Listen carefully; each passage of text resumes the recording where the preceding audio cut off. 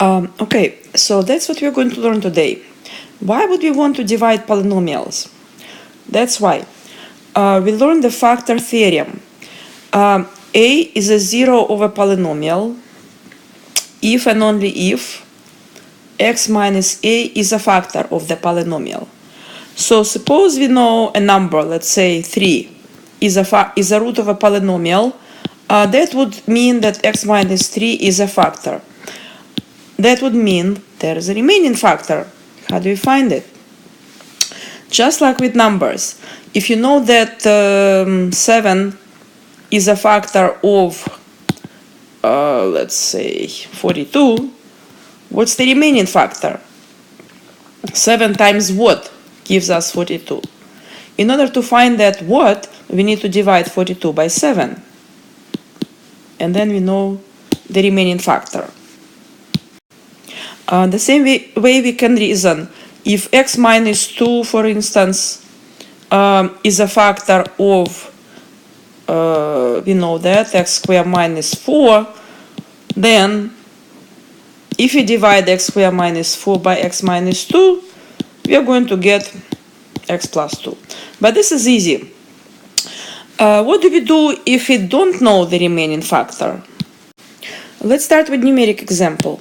So let's say 7, we know, is a factor of 245. What is the remaining factor? How do we know this? We need to divide 245 by 7.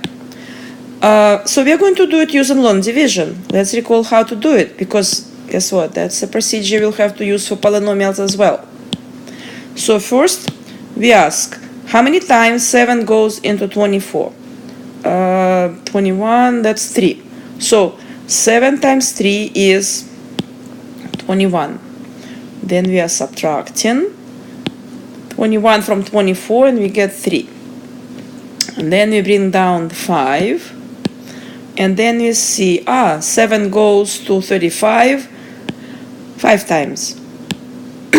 So 7 times 5 is 35. We subtract and we got 0. 0 means 7 goes into 245 evenly. And now we know that 245 divided by 7 is 35. Oops, 35. Or 245 can be factored as 7 and 35. And then if you need, we can factor more. So let's say we need to divide polynomial of the third degree by a linear binomial, x plus 2. We are going to set up our division just like we did with numbers. X cubed plus 4x squared minus 3x minus 14 divided by x plus 2. So we are going to follow exactly the same step.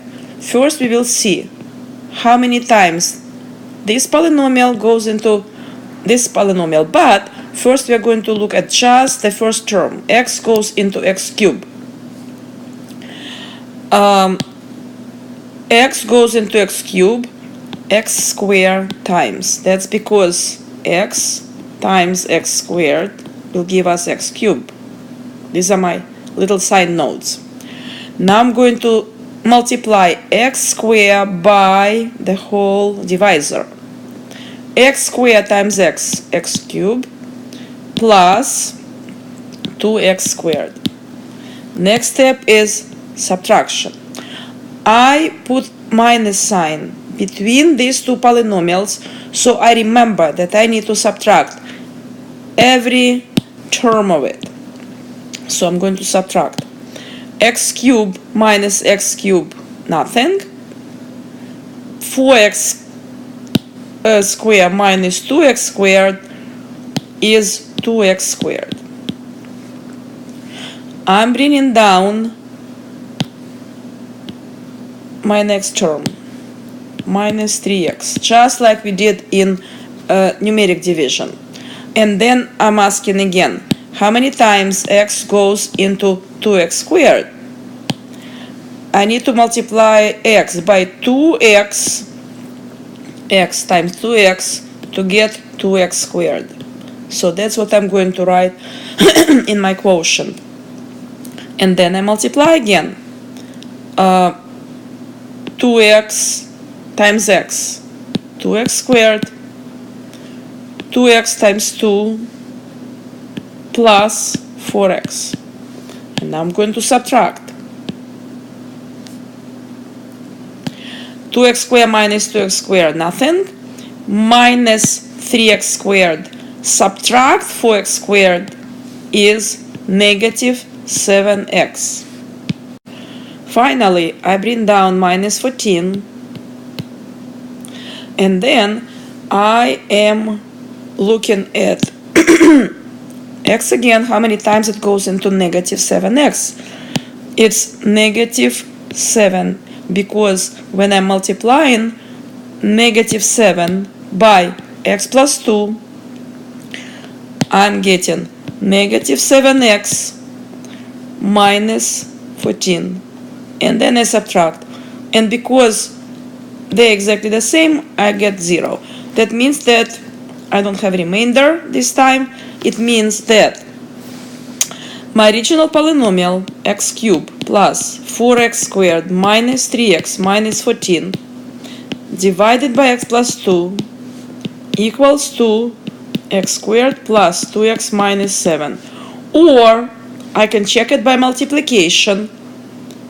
X squared plus 2x minus 7 times x plus 2 gives me my original polynomial.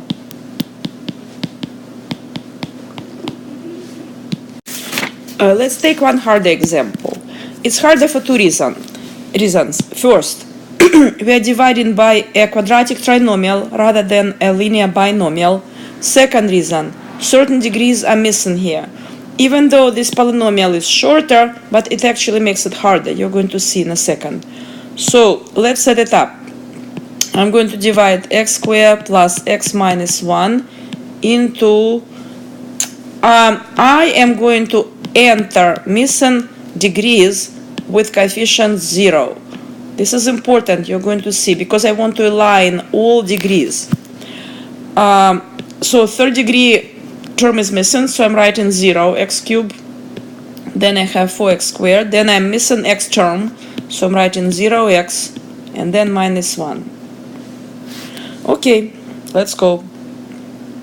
So x squared goes to 2 to the x to the 4th. How many times? Think. Okay, 2x squared.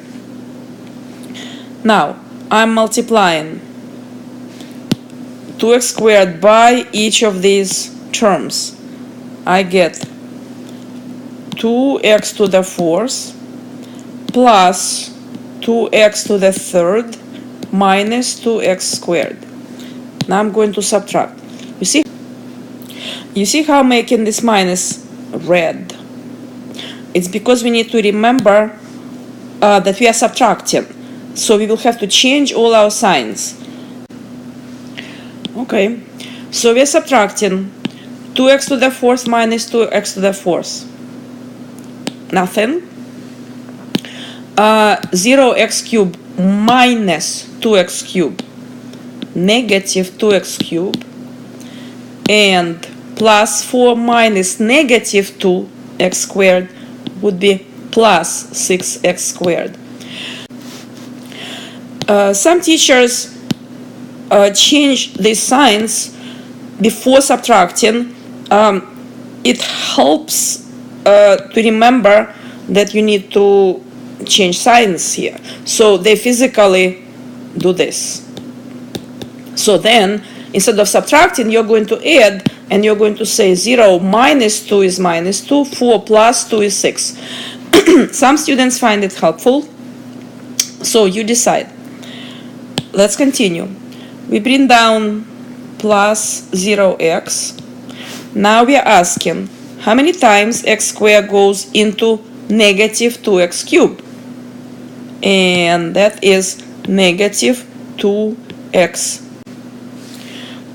And then we multiply. Now we multiply negative 2x only by this whole trinomial. Here we go. negative 2x times x squared, negative 2x cubed. These numbers, these expressions, must always match, because if they don't, means we did not select this expression correctly. Continue. Minus 2x times x. Let me show this. So we multiply this first, then we multiply minus 2x by x. This is minus 2x squared.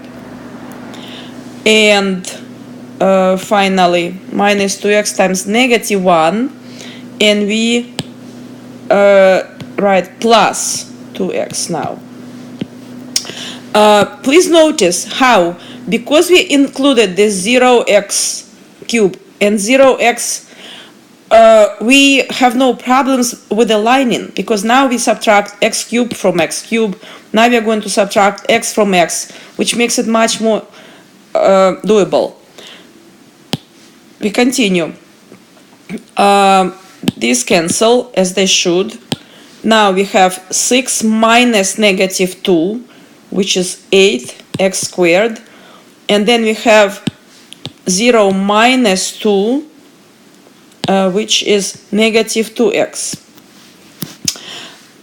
Once again, if you want, oops, I forgot the very important minus sign here. We're subtracting.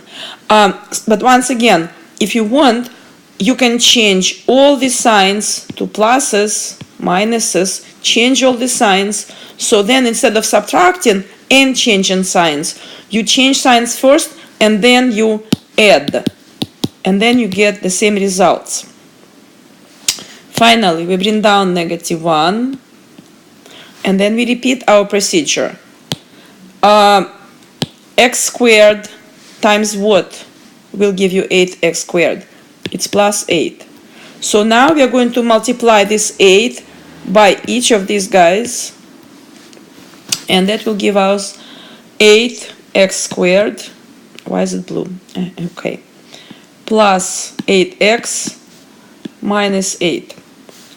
And then we are going to subtract.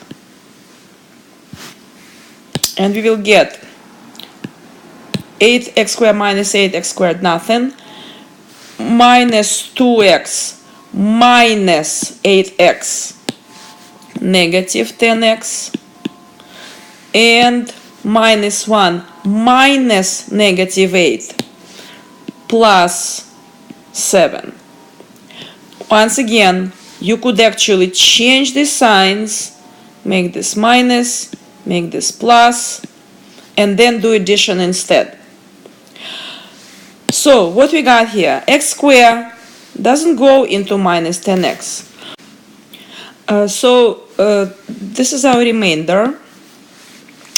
For now, we are actually going to focus on division without remainder, because our goal for now is to learn how to divide, how to find the quotient. This is our quotient that we got. Because our purpose for now, once again, is to factor polynomials, and we will start sketching them next week.